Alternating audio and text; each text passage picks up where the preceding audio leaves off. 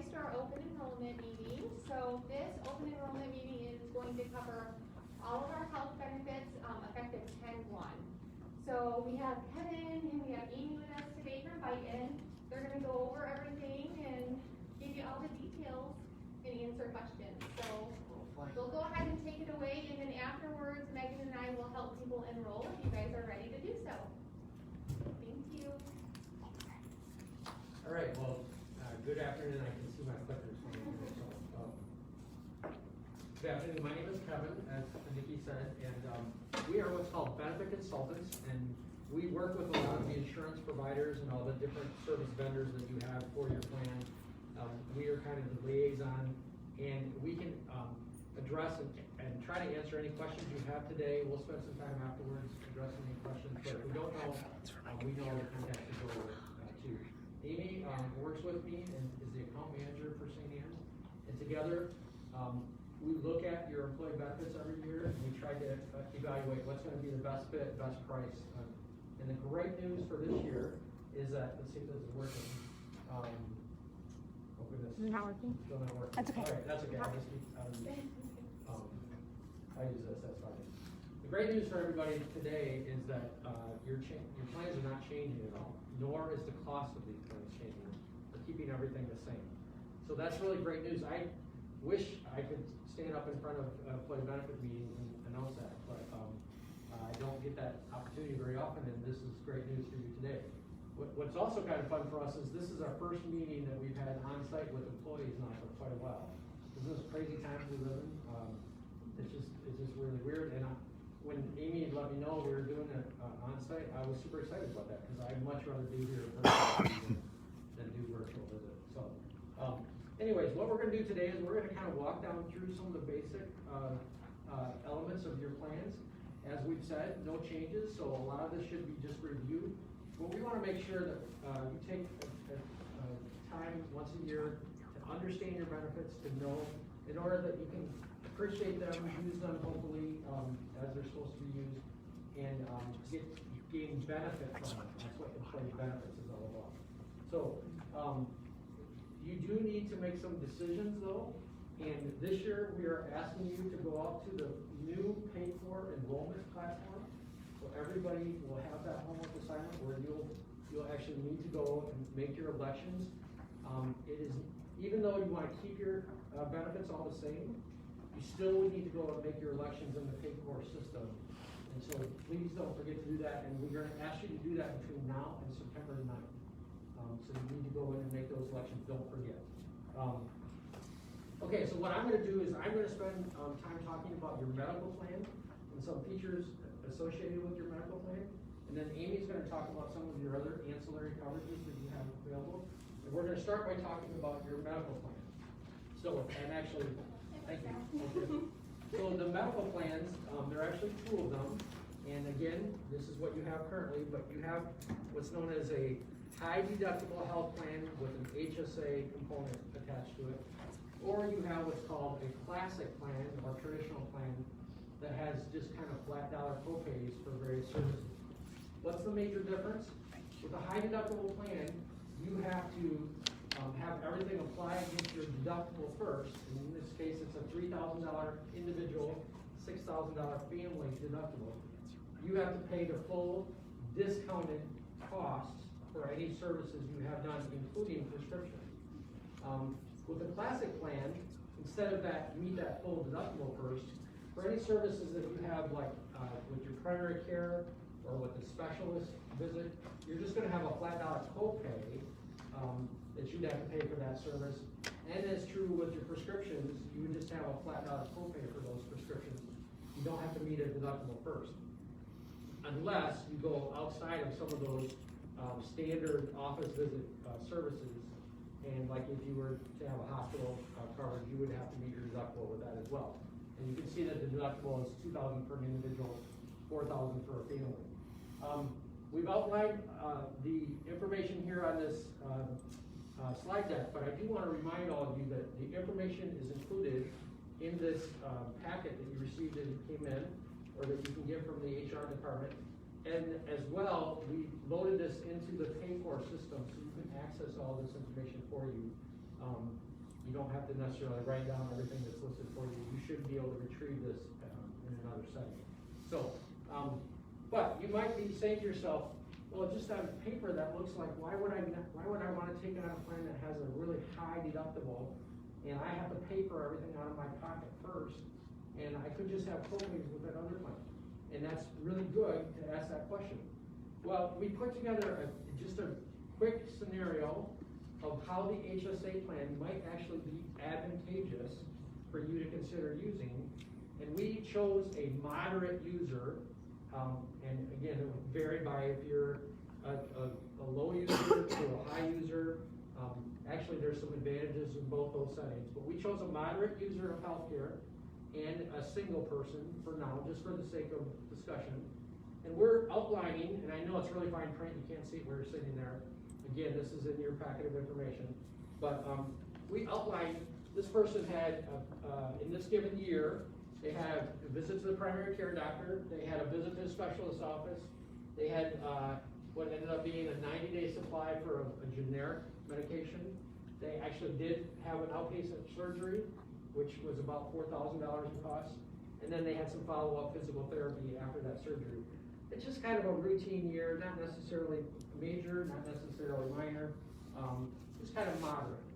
And we break down and show you that with the cost, you can see primary care visit, the person would have to pay the full out-of-pocket discounted rate for a primary care visit, $125.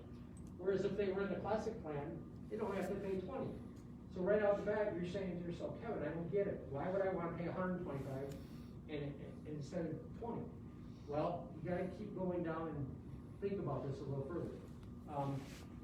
Specialist office visit, $200 versus a $40 copay. Once again, why would I want to pay $200 in my deductible when I can pay $40 just going to office copay?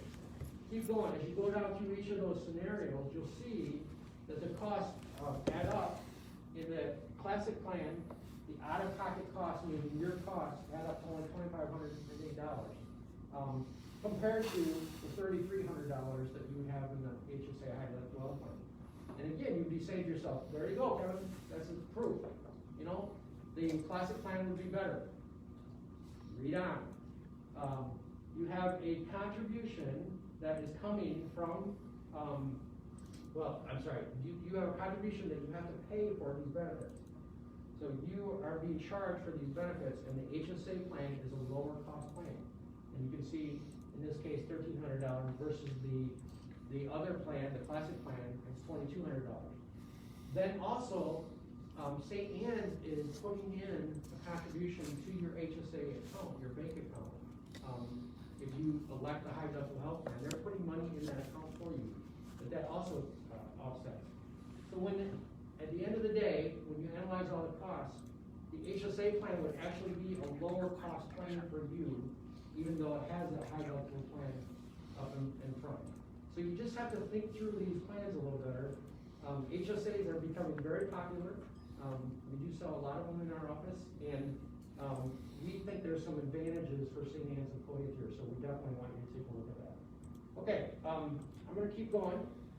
We live in COVID season right now, and oh my goodness, just the whole reality of working from home. I know you're not, but the virtual reality has become more the norm in our society today. And telemedicine has actually been around for quite some time, but the use of telemedicine is obviously been spiking, and we are encouraging it. You have access to a licensed care provider 24/7, 365 days a year, that you can get connected to somebody to assess, diagnose, and even prescribe medications from the convenience of your home, while you're on vacation, even at work. It doesn't matter. You can get access to these, and you do that through a thing called Blue Cross Online Visits. And you can do it through your mobile phone, through your computer, or you can just call and talk to someone. These are available to you, and we're encouraging you to use it for a couple reasons. One is for cost reasons. It's a better, more efficient cost. It only will cost you an office copay if you're on the classic plan, or $49 copay if you're on the HSA plan, the high deductible health plan. Now you say $49, wow, that's $49. Well, have you seen the cost of what a visit to the primary care doctor is, or to the urgent care, or worse yet, to the emergency room? Have you seen what some of those costs are? So would do yourself a favor by accessing online services and being able to talk to a licensed care provider through this online visits that Blue Cross offers to you. If you haven't already, we would encourage you to go in and load the app on your phone, or go online and sign up ahead of time with your information, because typically when you're in an urgent type situation, you're not always thinking about the website, where's it at, what information do I want to enter. So if you familiarize yourself with it ahead of time, you're more apt to use it when you're in the heat of the battle, so to speak. Now, obviously, this would not be for everything like emergency care. If you cut off your arm, you're not going to be calling somebody on the phone. We get that. But there's a lot of services that people are using, emergency rooms, even urgent care facilities, even doctor's office visits for that matter, that they could be accessing services through the virtual visits and at lower cost. And the second reason I didn't get to is just convenience. These are convenient services that you have access to. You can, the convenience of your home or wherever. It's really nice. The other thing that Blue Cross, I think in response to this time that we're living in, is really trying to improve and encourage people to consider their well-being online programs that they offer. And we listed for you some that have actually, there's some that are archived, and there are even some that are coming up here in the month of September that are meant to be just kind of helpful reminders, resources, guides.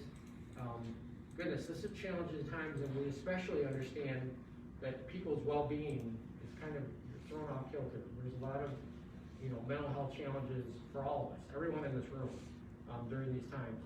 And so these are resources that are available for you that you can access that are what I want to say, programs or classes about various topics. Now, we don't have this in the presentation today, but I also want to remind all of you, you do have also an EAP service through Pine Rest, and the EAP is Employee Assistance Program, and that sounds all serious. It's really meant just to be there, to be a person to talk to. You got some challenges going on, and it can be just minor life challenges or major life challenges. But you have somebody that's a trusted, confidential professional that can help guide you through and maybe point you in the right direction. And that is a really nice service that St. Anne's offers to employees through. Comments about, for any of you that do enroll in the high deductible health plan, it has a component that's attached to that medical plan called an HSA Health Savings Account, and that is run through a bank called Macatawa Bank. If you enroll in the high deductible health plan, you'll be enrolled in this bank account. And as I mentioned, St. Anne's is contributing money into this account, but you also can put additional amounts of money into that. Why would you consider doing that? Because of the tax advantages.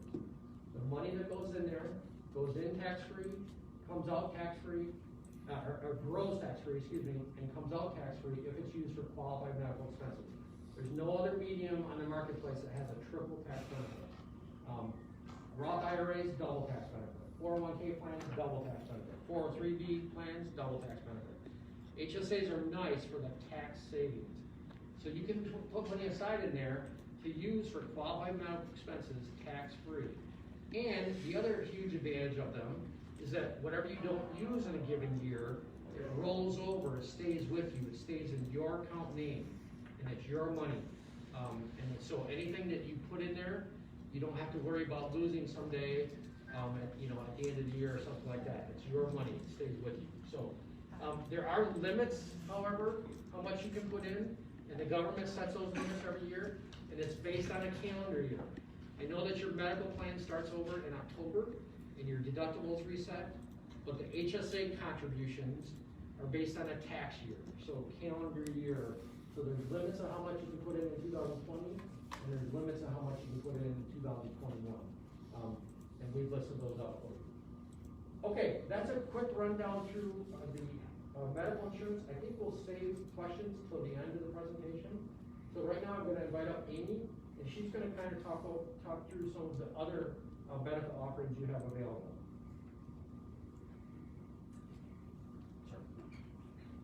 Good afternoon, everyone. So again, we'll address any general or specific questions at the end of our discussion. Your dental plan. One nice thing about your benefits program this year is that there are no changes. So with medical plan, with dental, with vision, and the other benefits I'm going to be talking about, there also are no changes to your cost share. The end, but it's kind of alluded to here in this slide. Your dental plan remains the same. There will be no changes to your dental premium, and you can elect this coverage as a sort of a standalone benefit without enrolling in the medical. Your accumulator or for your claims starts effective October 1st. So you start sort of a new benefit year, October 1, with your dental claims. And your benefits include orthodontics for children up to the age of 19. You have a $1,000 benefit, lifetime benefit for orthodontics, and a $1,000 annual benefit for the other services, for your preventative, basic, and major services. With your vision plan, also, there are absolutely no changes to the plan this year, and your contribution remains the same. So you, this is a nice plan in that you have you pay a copay every 12 months for an eye exam, and you have lenses. You can get new lenses every 12 months. The only thing is every 2 years of the brace. With group term life and short-term disability, St. Anne's provides you with $10,000 of group life benefit and accidental AD&D benefit, accidental death and dismemberment benefit. And with the short-term disability, St. Anne's provides you with 60% of your income up to $750. And there is an elimination period of 14 days. And the benefit lasts for 11 weeks. So those are all employer paid benefits that we do not have to contribute to. On this slide, you have an option to elect voluntary life. For those of you that are already in the voluntary life program, you can elect and increase increments up to $10,000. Well, you can elect in amounts of $10,000. I think you're allowed one increment of $10,000, and it cannot exceed $250,000. You're guaranteed issue, which means you don't have to provide any health answers to health questions. It's called an evidence of insurability form, where you're asked a few questions about your health. That's for if you elect over $100,000. Also, if your spouse elects voluntary life insurance, they can elect up to $50,000, but any change or election, they have to complete that evidence of insurability form. So, and also, you should have in your packets, there should be a benefit summary from Dearborn Life and a rate sheet. So again, if you have any questions about this, if you haven't elected voluntary life in the past, I'd be happy to go over that with you, or if you just have election questions, I'd be happy to review that with you as well. We also have available through Dearborn National voluntary accident. And voluntary accident is set up, and this is ideal for those of you especially that are on a health savings plan where you have to satisfy your deductible before the benefits kick in, so to speak. The voluntary accident pays lump sums for, it depends on the situation.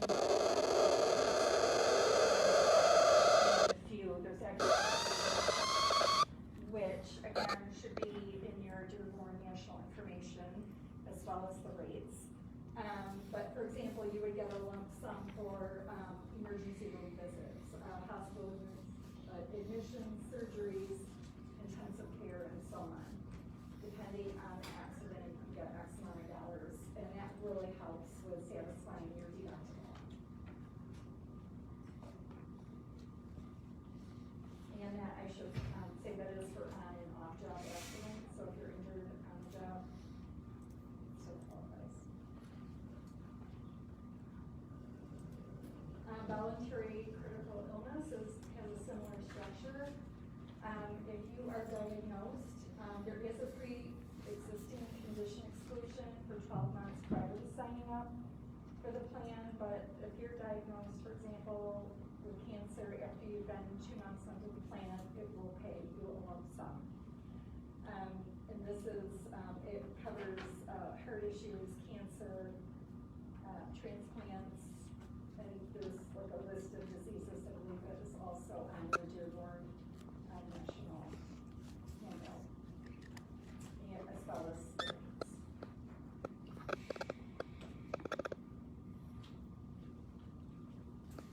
flexible spending accounts. So for those of you who are on the traditional plan and not the health savings plan, if you're on the health savings plan, you may not also be dual enrolled in a flexible spending account plan. You have to be enrolled in one or the other. So with flexible spending, you're allowed to elect up to $2,750 for this new plan year, and you can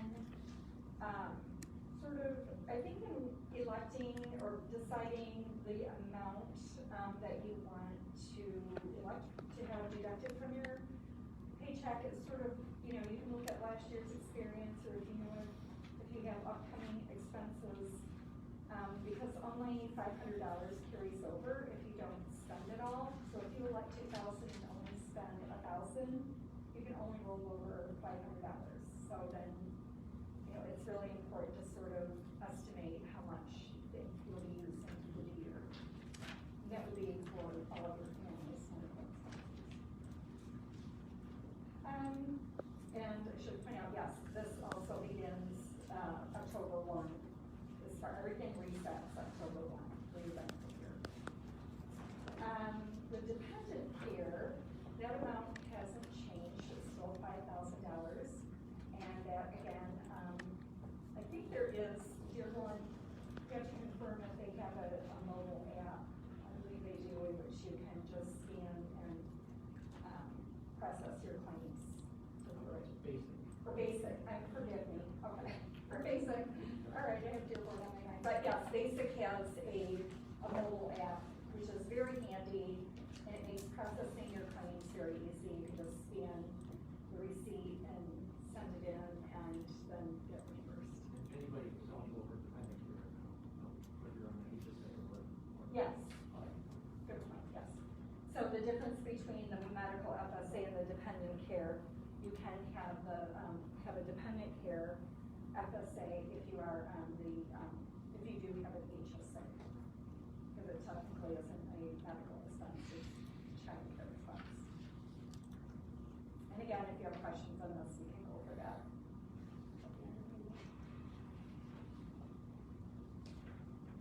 And here is the good news. As I mentioned or alluded to before, there are absolutely no changes in your contributions for this year. And I know, you know, that's always a struggle for some employers to keep the costs down, and St. Anne's has done a wonderful job in keeping healthcare costs down and able to offer you the same wonderful benefits at the same contribution amount as last year. So, I think that is pretty much sums up everything. Do any of you have general questions? And for those of you that have specific questions, I don't know if I can meet with you individually, but do you have, yes? The flexible spending account, is it between medical and dependent? I'm not quite sure. Okay, so for the FSA medical account, you can elect up to $2,750, and that would be to spend on qualified medical expenses. And actually, I should have mentioned with the CARES Act that was passed in March, it now includes some over-the-counter drugs and some other supplies. So it kind of expands the range of what is a qualified medical expense. And so it can cover co-pays, it can cover, I believe now, like aspirin and cold medicine and vision, dental expenses. What are considered qualified medical expenses? You can Google, look online, there's a whole list of things that can be considered qualified medical expenses. The one catch to flexible spending accounts that's different than an HSA is they have that use it or lose it rule. So whatever you don't use in a given plan year. Keep 500, I did it last year, I know you keep $500. Yeah, and if you don't, exactly, but you have to, so you have to be careful, you know, how much you set aside for your paycheck to put in there. Right. But if you have known expenses that are considered qualified expenses, you'd be foolish not to save the taxes on it by setting money aside in the flexible spending account. So explain the next, the dependent care. So dependent care is just if you have any dependent care needs, like for children or even adult daycare type thing, that you could set money aside from your paycheck, tax preferred, to pay for those expenses. And basically, you put money out of your paycheck into that account, and then you reimburse yourself for services related. It has to be from a licensed care provider, et cetera, for dependent care services. Yeah. Alright. Good question. Okay. Any other questions? Okay, she started to reach for her hair there, and I thought she was gonna ask a question. It's dangerous when you reach for your head. Megan, We have a question from the Facebook chat. okay? Okay. So Kim Varican, our host, said for the virtual visits Yeah. at the beginning, is it only $49 for the visit, or is it like a monthly charge or fee? No, it's per visit. I do want to say one thing, and Amy mentioned it earlier, that the CARES Act actually is making those visits for a period of time while we're under a federal, I don't know the exact term, but a federal period of time for the pandemic. Actually, the cost for those services are zero. So it's actually retracted for that. But It's not permanent though. it's not permanent. Right. That's correct. We don't want to say Okay. it's permanent, but But right now it's. while we're in this COVID season, there's actually no copay. But from that point on, it's just like an office visit copay, Okay. $49. Correct. Is there a date for that? Yeah, We- or is still. They haven't identified it yet. Ah, okay. We're still waiting to hear that ourselves. Okay, yeah, keep us posted on that. Oh, yeah, definitely. Okay. Yep. Good questions. Any other questions from the group or from our Facebook group? Question in the back? If you choose option 1, is the yearly annual physical covered under the plan without you having to pay the deductible? Yeah, that's a great question. Thank you for asking that. If it's considered a true preventative care annual visit, the preventative services are covered 100%, no copay, no deductible, nothing. The one catch to that I do need to mention, and this would be true on your traditional or classic plan too, is that preventative services are covered no charge free for both plans. But what happens sometimes is people go in, and while they're doing their annual physical, they say, hey doc, can you check out this bump I have on my arm or something like that? And the doctor says, oh, we're gonna have to treat that, and we're gonna have to, do something with that or whatever. What happened to that visit? All your preventative services that your doctor did, they'll be covered, they'll be 100%. But treating something, that's gonna apply against deductible, co-pays, whatever you got. So That's the one catch to the issue with annual physicals. People assume, oh, great, you know, it's free, so I'm gonna go in and get I'm gonna store all my health issues, and we're gonna go and handle it all in one fell swoop.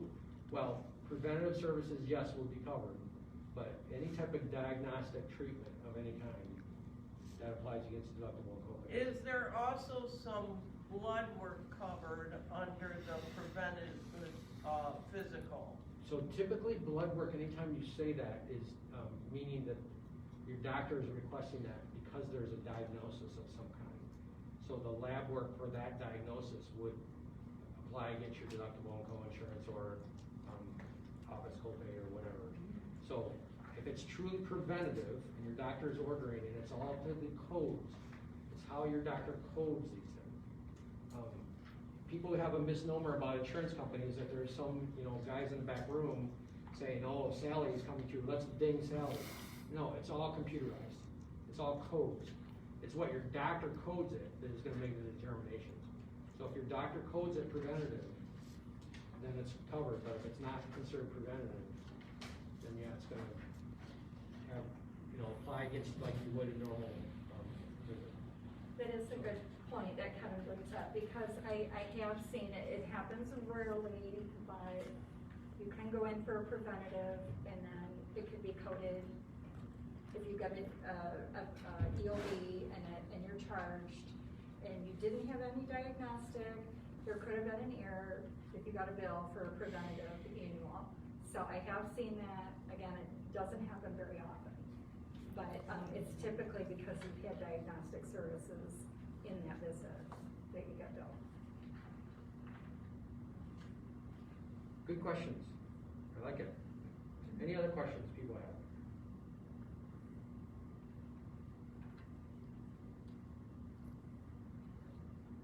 Any questions from Yes. Facebook? Voluntary life, what is it? Yep. Yep. Voluntary life insurance? Is there long-term disability in here? We did not offer Or is that currently. voluntary critical illness insurance? It's not the same thing as long-term disability. Critical illness insurance is exactly what it says, is it's protecting you against if you were to have a critical illness of some type, and there's a list of things that is considered critical illness. It's not the same. Disability insurance is about income replacement. And we don't have a long-term disability plan in place currently. It's a short-term disability insurance.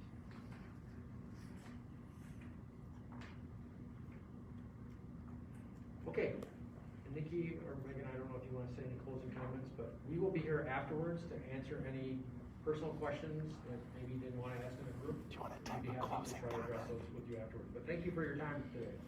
Nikki? Thank you guys. Yeah, thank you for coming, everyone. Feel free to stick around if you have questions for them. Be sure to ask, and also Megan and I will be here to assist with any of your open enrollment questions or needs. Make sure you grab the open enrollment guide, which is going to give you nice screenshots of how to enroll in benefits. So that will just be a step-by-step process for you. But like I said, we're here to assist. We can do one-on-one appointments too, up until the 9th. So just let us know what's gonna work for you, and then we'll walk you through that as well. If you have any questions for me right now? No? All right, well, thanks for coming. Thank you. I got one. Sorry. When we enroll through Paycor, will we get a confirmation that we enrolled properly through an email or something? Yes, so when you, the question was, when you go through the open enrollment, are you going to receive a confirmation? And you will receive a confirmation. And you can either print that off, or you can select to email it to yourself, just so you have kind of a paper trail of that option. Megan actually tried it this morning and it worked perfectly, so. So the Yep. confirmation will come through Paycor, Mhm. and then we could email it to us so that we have it. Okay. Yep, it will get sent right to your St. Anne's email address. Mhm. Okay. Yep. Thank Mhm. you. You're welcome.